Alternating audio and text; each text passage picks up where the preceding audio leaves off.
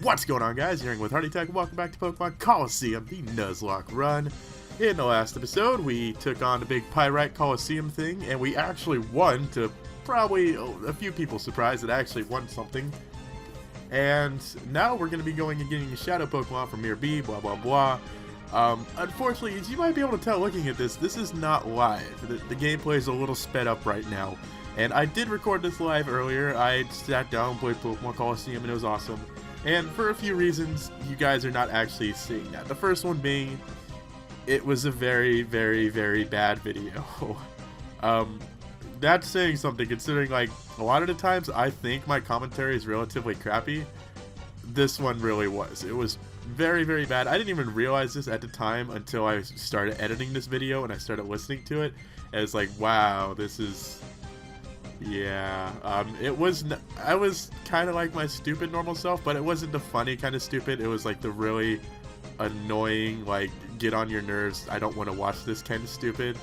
And, you know, because I already saved in the game, it was either A, go back and replay the entire game for this, like, 25 minutes of nothing really important, or just do post commentary. So that's what we're going to be doing today. I hope you guys don't mind. The spoilers, nothing really exciting happens in this video. We do catch a Yanma, and nothing dies, so it's not like we're missing out on any exciting moments where I'm freaking out or anything, because if there was some exciting moments, I would make sure to include those parts for you guys, but there wasn't, so I apologize. This is a relatively boring video, and I'm actually having a bit of trouble, like, adjusting to a Colosseum style of commentary, because normally in my Let's Plays I'm doing them on, like, emulators where you could speed up. Typically it's Visual Boy Advance, but when I was able to do DS emulators, I think I used, like, this Mume and Cache GBA.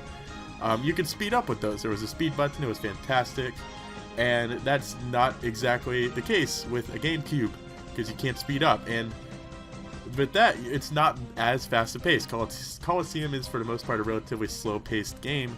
It's hard to adjust to that, because I have to think of things constantly to talk about. You know, I should have, like, topics ready, and, like, a lot of times in the games, the battles go by so fast that I don't really have to worry about that, because I could just react like what's going on in the battles. But in Colosseum, you know, I can't just be like, okay, we're waiting awkwardly. Oh, he's doing the animation now. Now we're waiting awkwardly again. That would probably get boring, so I think what I might start doing is, like, keeping a little notepad of topics to talk about during Colosseum for those moments when I start to feel, like, kind of bored and I don't know what to say because the game's going relatively slow.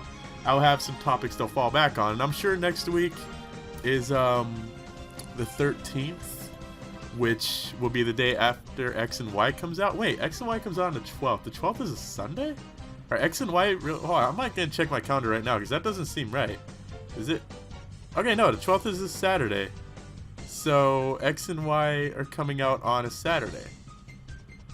That's like the first time I've ever seen a game come out on a Saturday. They're almost always Tuesdays. Tuesdays is, like, a really big day for release. Like, I know all the Call of Duties come out on Tuesdays.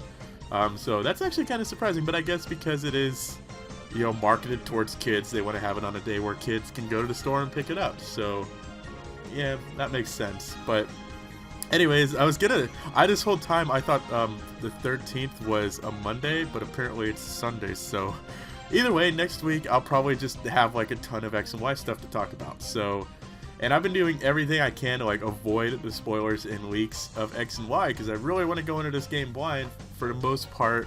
Besides, like, anything Nintendo officially announces is, like, what I allow myself to see.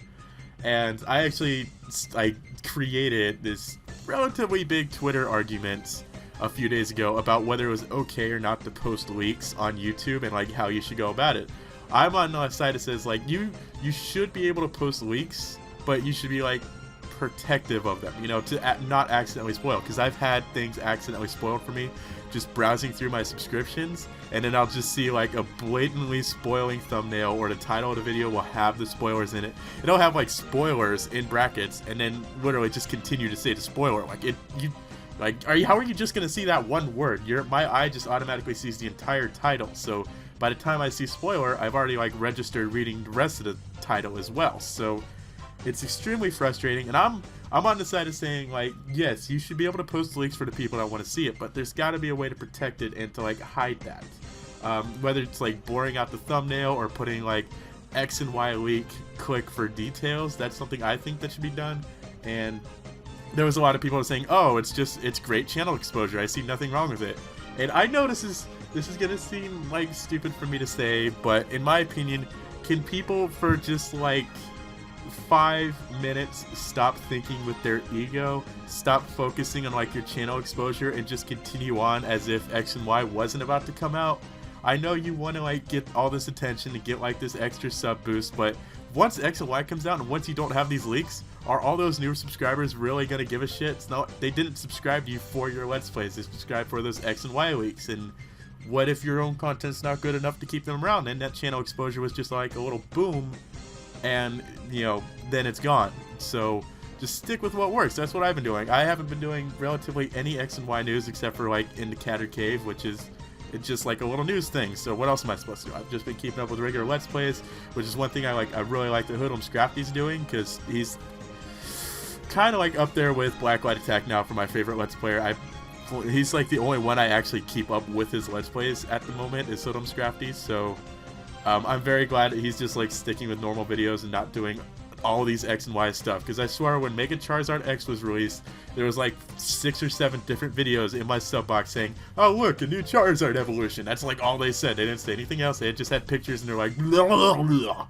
So yeah, it was just very, very annoying, and I can't wait until the 12th comes, not only because X and Y will be out, but because all these stupid leak stuff will be over. The bad thing is, on the 12th, and for probably a few weeks after that, it is literally going to be nothing but X and Y videos, and it's going to drive me insane. And I know a lot of people want me to do an X and Y Let's Play, but right now, I have no interest in doing any kind of X and Y series or covering really X and Y at all, because it seems like every other YouTuber is going to be doing that. I don't see any reason to do that.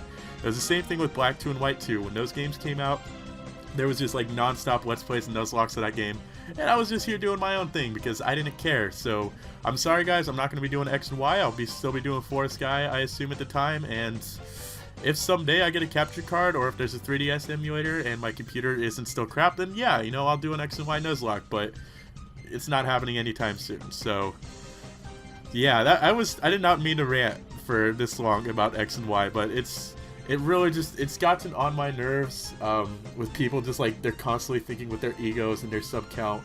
It's like, why can't you just have fun?